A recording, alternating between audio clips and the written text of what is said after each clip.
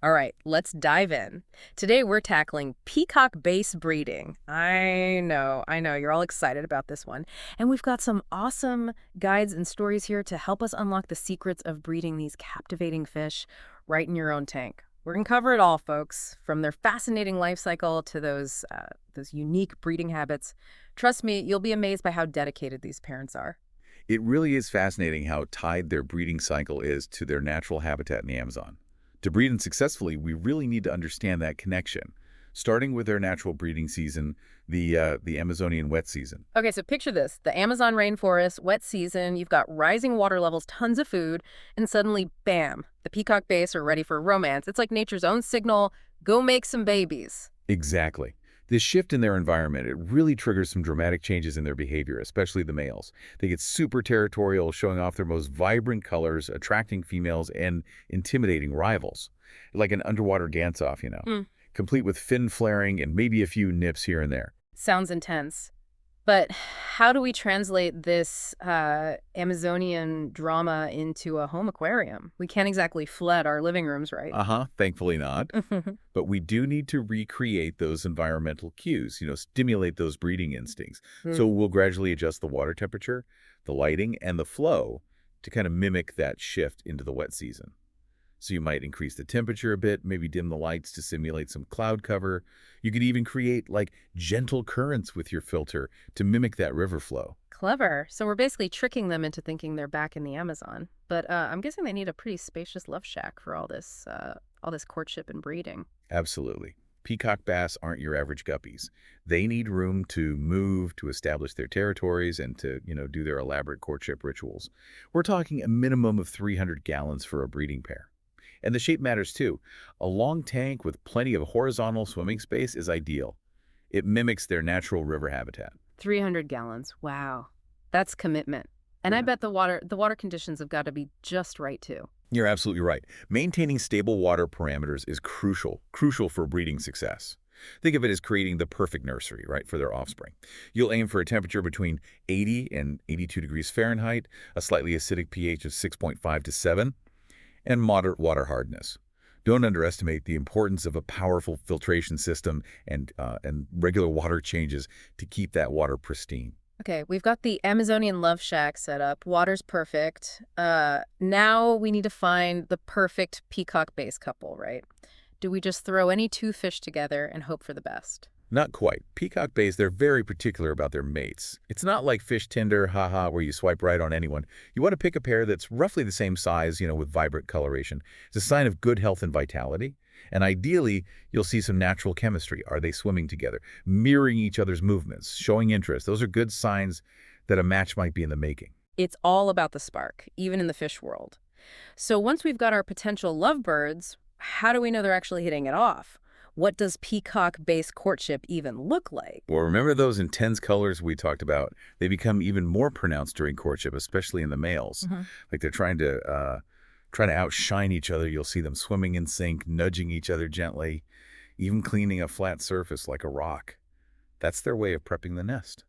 Amazing how they keep those behaviors even in an aquarium. But all this nudging and cleaning sounds a bit rough. Is it all part of their mating dance? Exactly. It might look aggressive, but it's all part of their communication and bonding. Hmm. Establishing that connection, making sure they're both ready for parenthood. It's really fascinating to watch. So the connection's made, the nest is prepped. What happens next? Do we just sit back and let nature do its thing? Pretty much. The female will lay hundreds of tiny eggs in neat rows on that chosen spawning site, and the male will fertilize them.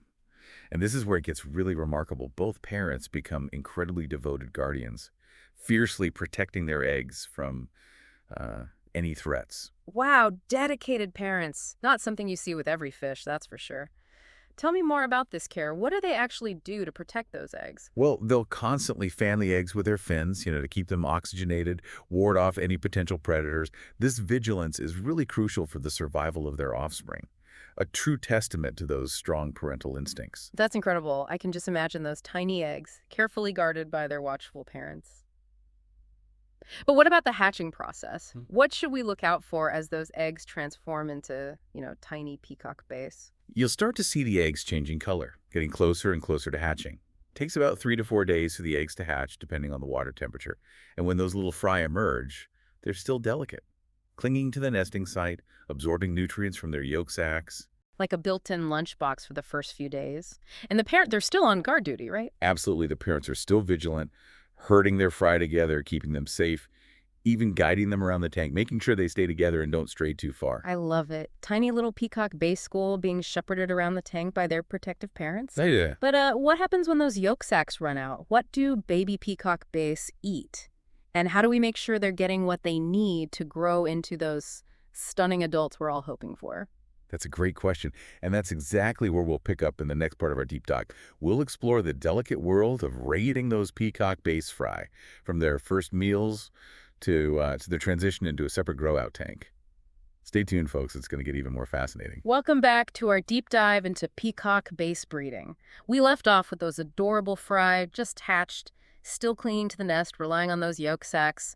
But what happens next? How do we help those tiny fry grow into, strong, healthy juveniles? That's where the real challenge starts. Raising peacock bass fry takes a keen eye, meticulous care, and a real understanding of their needs. It's like running a tiny fish kindergarten. You're responsible for these delicate little lives. So let's talk food. Those yolk sacs won't last forever.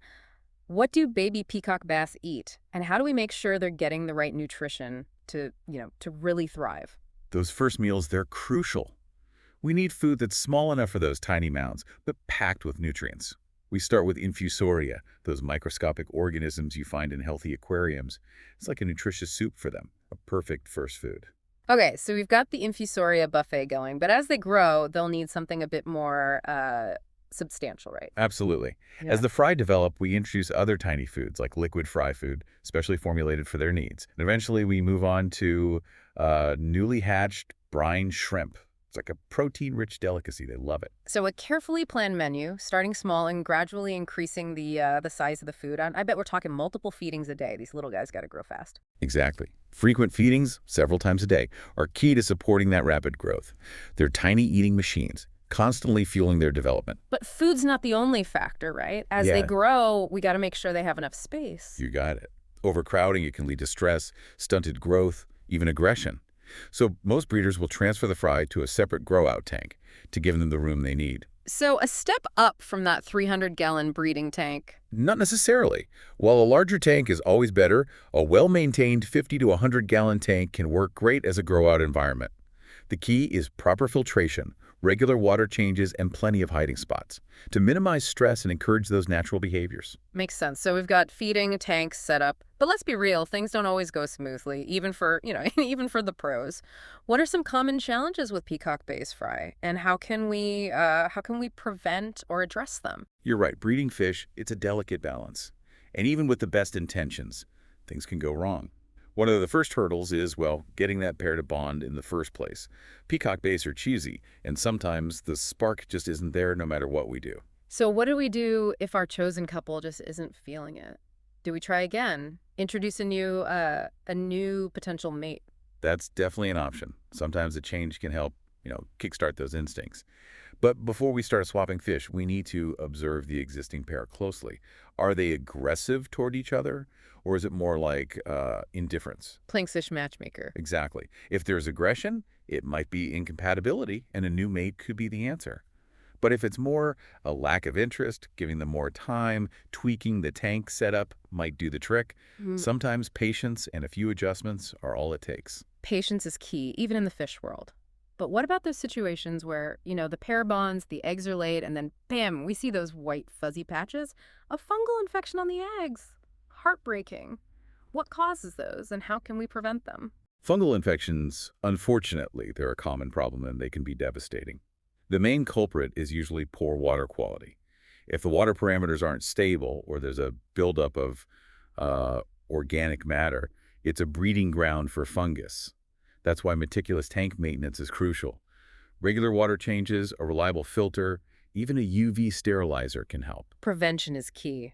But what if, even with our best efforts, we see those signs? Anything we can do to save the eggs? There are safe and effective antifungal treatments, specifically for aquariums, like methylene blue, for example. Use these treatments carefully, though. Follow the instructions.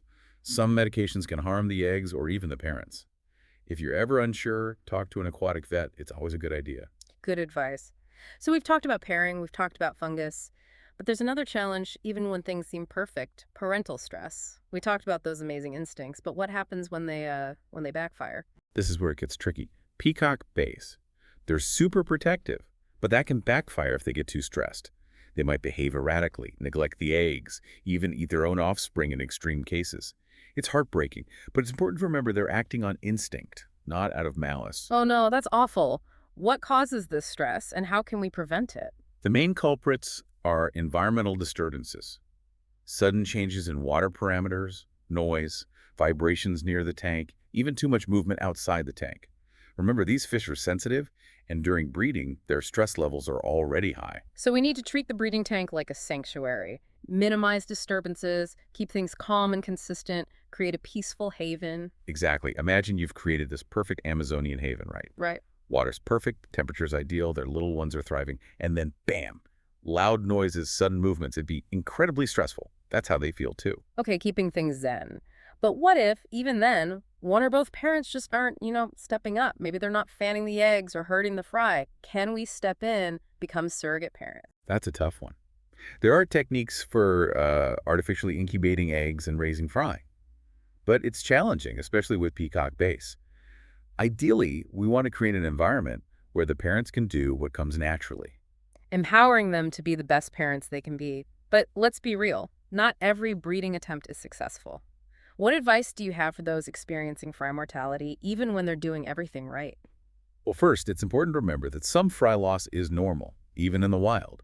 It's nature's way of ensuring only the strongest survive. But if you're seeing significant losses, it's time to investigate. Sherlock Holmes time. Exactly. Carefully examine your setup and your routine. Are the water parameters stable? Is the tank clean? Are you feeding the fry the right foods at the right frequency? Like piecing together a puzzle. Yeah.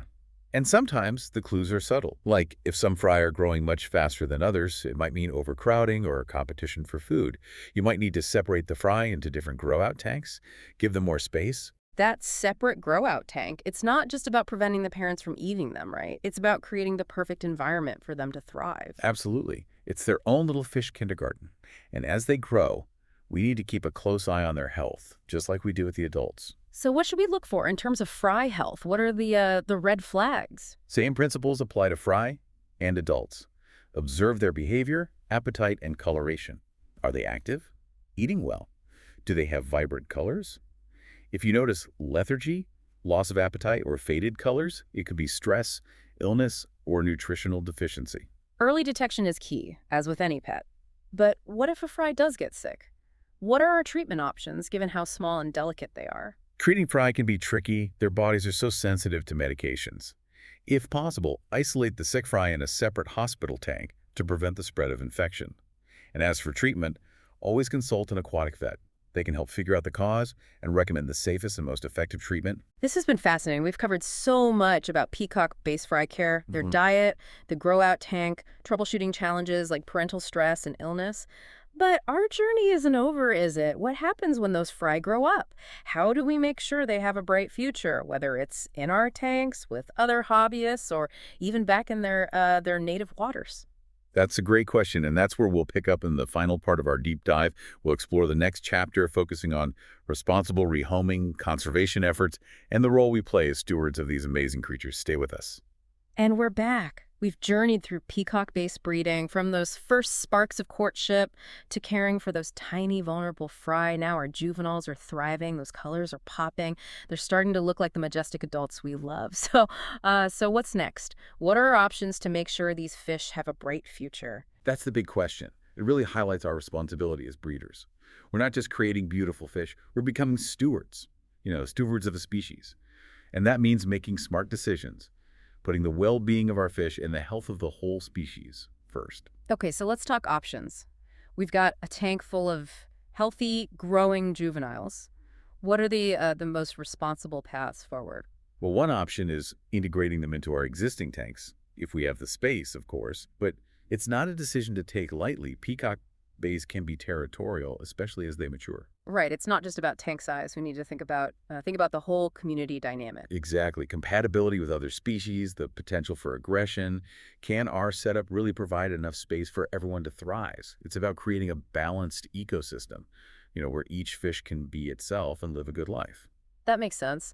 But what if realistically we just don't have the room for all these new fish? Are there other responsible ways to find them good homes? Absolutely. There's a huge community of aquarists out there.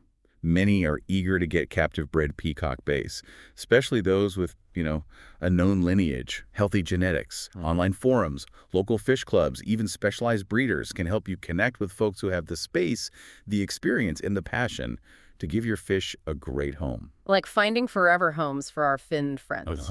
Exactly. But there's another crucial aspect to responsible breeding we need to discuss, preventing the release of captive bred fish into the wild. Why is this such a big deal? What could happen? Releasing capture-bred fish into non-native environments can be devastating. It can really disrupt the balance. They might compete with native species for resources, introduce diseases, even hybridize with wild populations, weakening the gene pool. It's a scenario we got to avoid at all costs. So even if we think we're doing something good, like giving them freedom, we could actually be harming the environment. Exactly. Our actions as hobbyists have real-world consequences. We have to educate ourselves and others about the risks of releasing non-native species and promote ethical practices within the community. Okay, responsible rehoming, no releasing into the wild. But there's another cool aspect to breeding, right? The potential to help with conservation efforts, preserving peacock-based diversity. Yeah, there's a real opportunity for breeders to play a part in protecting these amazing fish by carefully selecting breeding pairs, keeping good records of lineage and genetics, and focusing on preserving that diversity. We can help ensure the long-term health of peacock bays, both in our tanks and in the wild. So it's more than just, making pretty fish. It's about safeguarding their future. Absolutely. And in some cases, captive breeding programs can even contribute to reintroduction efforts in areas where wild populations have been hurt by habitat loss or overfishing, for example. It's a way for us as hobbyists to make a real difference. That's amazing. We're like guardians of their legacy, ensuring that future generations can enjoy these fish. But this level of breeding, with a focus on conservation, it must require a lot of knowledge and collaboration. It does. It takes a strong understanding of genetics, meticulous record keeping, and often collaboration with scientists, conservation organizations, even government agencies. Yeah. But it's incredibly rewarding knowing you're helping to protect the species. This has been an amazing deep dive. We've talked about everything from setting up that breeding tank to the global impact of responsible breeding and conservation. It shows how powerful passion and knowledge can be and how even a hobby can have a huge impact. It really does. It's a journey that takes dedication, a willingness to learn, and a deep respect for nature. But for those who embrace it, breeding peacock bass is incredibly rewarding, full of wonder and purpose. Well, I think we've covered it all, from picking the right pair to raising those fry and making responsible decisions for their future. It all comes down to this. It's a privilege, it's a responsibility, and it's a chance to connect with nature in a special way. Couldn't agree more. It's about more than just the fish themselves. It's about our connection to the natural world, doing things the right way, and being stewards of the planet. And on that note, we'll wrap up this deep dive. We hope you enjoyed it as much as we did. Until next time, keep those tanks clean, stay curious, and keep your hearts open to the wonders of the underwater world.